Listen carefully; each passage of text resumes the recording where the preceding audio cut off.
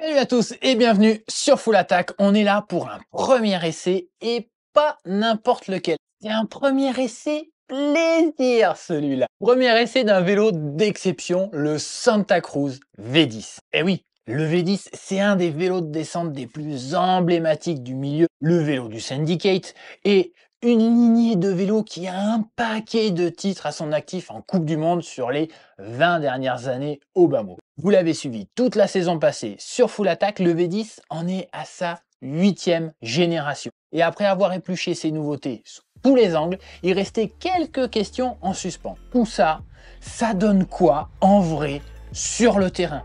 Fait quoi de tous les réglages dont il dispose? Qu'est-ce qu'on apprend par procuration, en filigrane, des top pilotes qui l'utilisent? Et bien tout ça, c'est parti, réponse en vidéo sur Full Attack.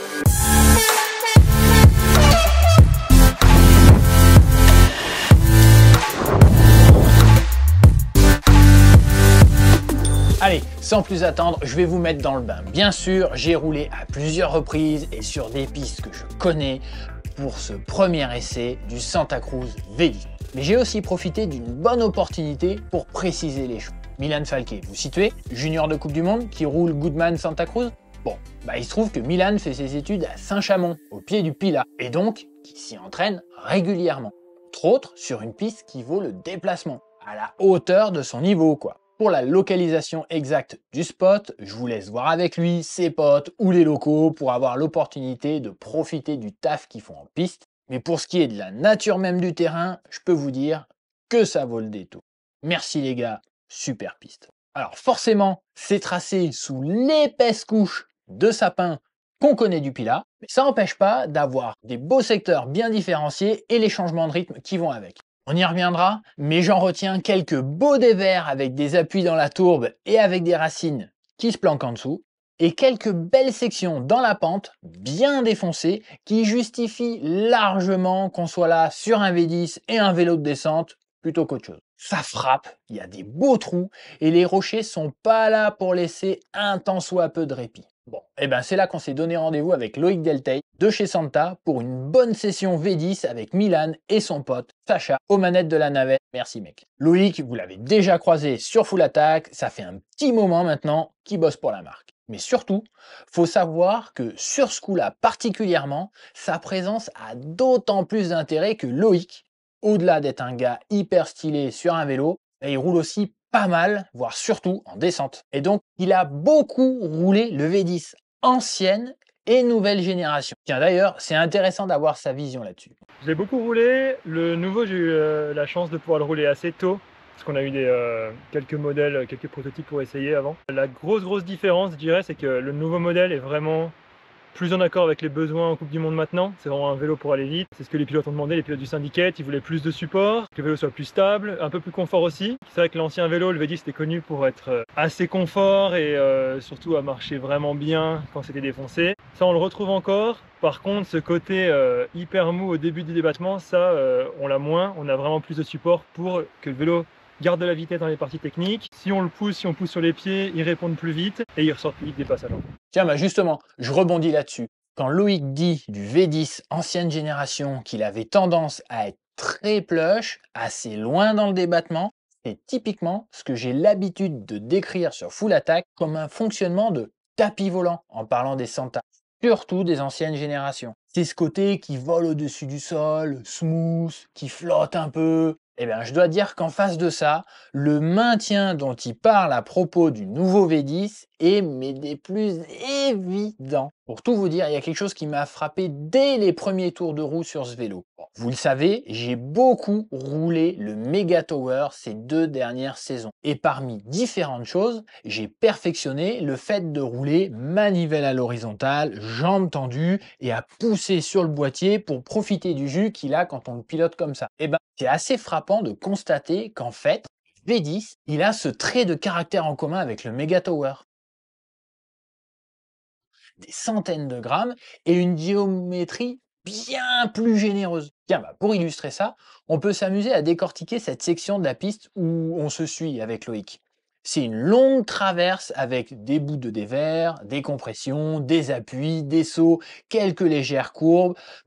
Il n'y a pas forcément beaucoup de pentes, même certains passages où parfois on perd un peu de vitesse et où il faut s'appliquer pour la garder ou en générer. Et bien typiquement, regardez ce qu'on fait du jus du vélo. Comment on peut choisir de pousser, tirer, plutôt l'un ou l'autre des appuis, et à chaque fois, comment celui de nous deux qui pousse reprend du temps sur l'autre. Tiens, même passage où cette fois j'ai un peu changé mon approche pour générer un peu plus de vitesse.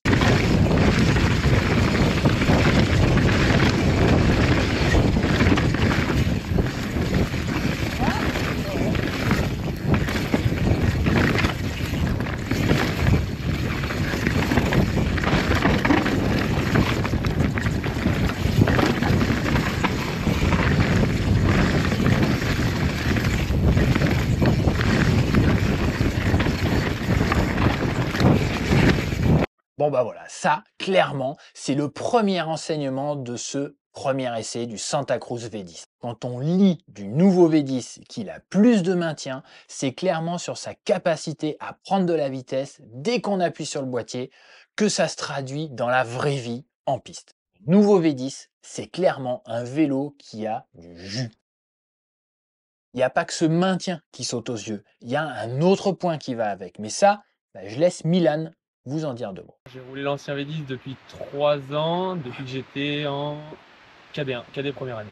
J'ai roulé le nouveau depuis fin janvier, je l'ai reçu. J'ai surtout remarqué que c'était vraiment plus flex, plus confort. Ça, c'est vraiment ce que j'ai remarqué le plus. Et oui, le confort, le fameux confort. En fait, ça aussi, on en a entendu parler au sujet du nouveau V10. Il se dit que sur le banc d'essai, il est un peu moins rigide, un peu plus tolérant que l'ancien. Et quelque part, sur le papier, c'est tant mieux parce que imaginez sinon. On vient de dire que la suspension a plus de maintien. Or, parfois, trop de maintien, ça peut faire craindre un manque de confort.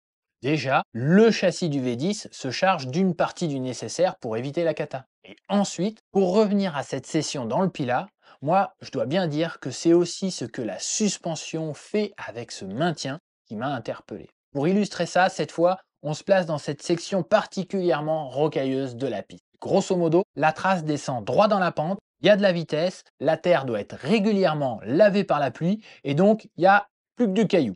Ça frappe continuellement et par moments, il y a des gros trous. Vous savez, ce genre de gros trous qui fait qu'à la moindre baisse de garde, bim, on tape dedans, on perd la vitesse et derrière, c'est galère pour se relancer. Et bien c'est là que la capacité du V10 à rester haut dans le débattement, à toujours rester avec du débattement en réserve disponible, sa capacité à ne pas se tasser abusément dans sa course sans talonner, ça le met à l'honneur. Quand c'est un peu cata par terre, c'est pas grave, accroche-toi bien poulet, ça va bien se passer. Bon bah voilà, en quelques mots et en deux situations claires, vous avez une bonne idée des deux principaux traits de caractère du V10 8e génération. Du moins, c'est un bon début de mode d'emploi pour savoir sur quoi compter si vous avez l'occasion de monter dessus. Pour le reste du mode d'emploi, il y a une autre question importante qui se pose. On fait quoi de tous les réglages dont il dispose?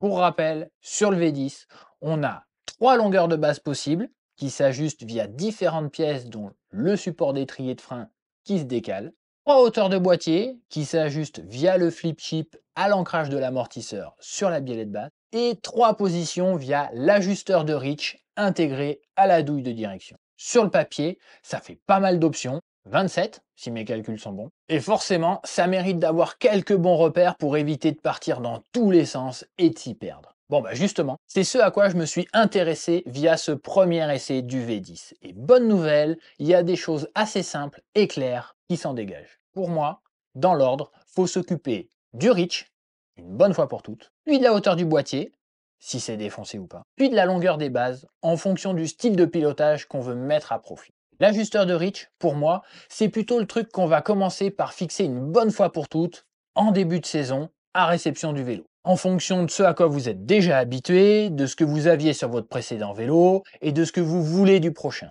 Tiens, d'ailleurs, c'est ce qu'a fait Milan jusqu'ici. J'ai essayé le nouveau en novembre, je crois, et j'ai essayé que le M et ça m'a allé direct. J'ai regardé à peu près les cotations et ce qui était à peu près le plus similaire. Et taille L sur le précédent, et là je suis passé en taille M en base longue devant pour c'est à peu près similaire à l'ancien. Bref, l'ajustement du reach sur le V10, c'est d'abord pour être certain d'avoir un vélo qui taille parfaitement. On arrête un choix, part sur cette base et on y reviendra plus tard si besoin. En attendant, on a fixé ça et ça fait déjà plus que 2 paramètres dont jouer. Après ça, on met à profit les premiers runs sur chaque nouvelle piste pour s'occuper de la hauteur du boîtier.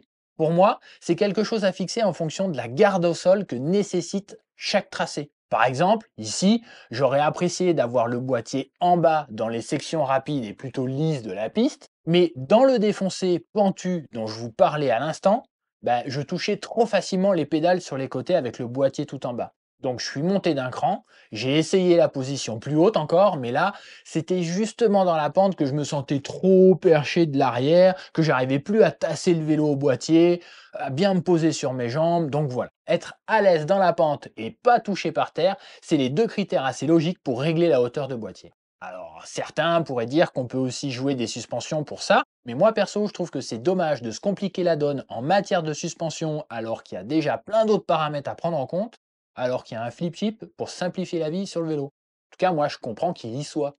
Donc, on joue de la hauteur de boîtier quand on arrive sur une nouvelle piste, et après, normalement, on est tranquille pour la session ou pour le week-end, voire pour la semaine. À moins, vraiment, de bouleverser tout le reste de la configuration du vélo, au point que ça demande d'en jouer à nouveau. Mais dans ces cas-là, ça veut dire qu'on est sur une grosse session de testing et qu'on a revu pas mal de choses. Sinon, je pense pas qu'on ait besoin d'en arriver là.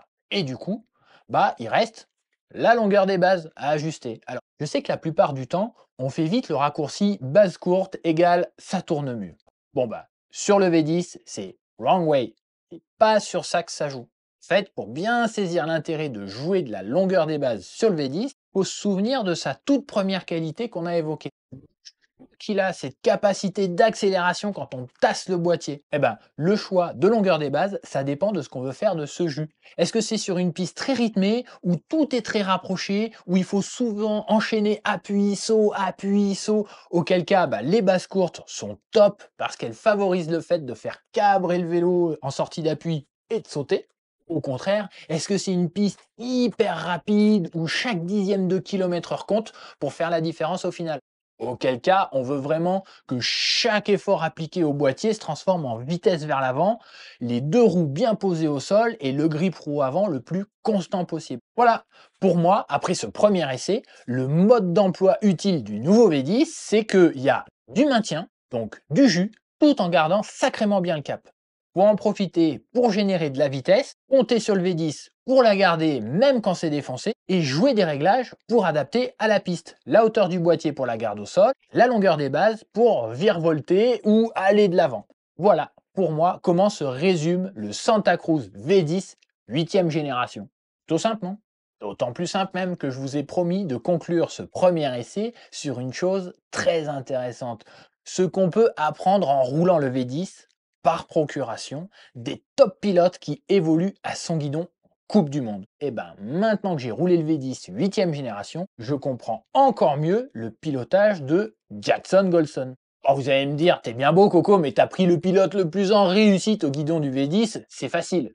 Oui, sauf qu'il n'y a pas de fumée sans feu. J'aurais pu choisir Nina Hoffman ou Laurie Greenland, ou en étant plus taquin, je pourrais même dire que maintenant, avec ce V10 en main, ça me paraît hyper logique de voir Jackson Goldstone plutôt que Greg Minnaar incarner l'avenir de la marque en Coupe du Monde. Vraiment, mais repensez quelques instants à ce fameux maintien, ce fameux jus et à cette fameuse capacité à garder le cap sans faiblir quand c'est défoncé. Vous avez l'image? Vous voyez Jackson Goldstone par-dessus ça? Son petit gabarit qui n'a pas besoin de tenir en place un vélo qui sait se tenir par lui-même. Son dynamisme, son agilité, son audace dans le pilotage qui trouve un V10 qui sait transformer ça en vitesse dès que l'occasion se présente. Ça n'enlève rien à son talent, hein. Vraiment pas. Mais jusqu'ici, quand je le voyais tirer des trucs impossibles, avoir des skills de trialiste dans ses runs de DH, je me disais, pouah, mais c'est un monstre, mais comment il fait ça avec un vélo de descente? Maintenant que j'ai roulé le V10, je me dis que sur d'autres vélos du circuit, ces skills, ça lui permettrait certainement de se maintenir à flot et de concurrencer les autres. Là, mais avec le V10, c'est pas étonnant qu'il soit au-dessus du lot. Voilà, en tout cas maintenant vous faites partie de ceux qui savent. Et vous pouvez faire comme moi, vous repassez ces runs et ces vidéos du moment en attendant de pouvoir le revoir en piste au guidon du V10. Voilà en tout cas tout ce que je pouvais vous dire de ce premier essai du Santa Cruz V10 sur Full Attack. Merci de votre attention, à une prochaine, ciao ciao.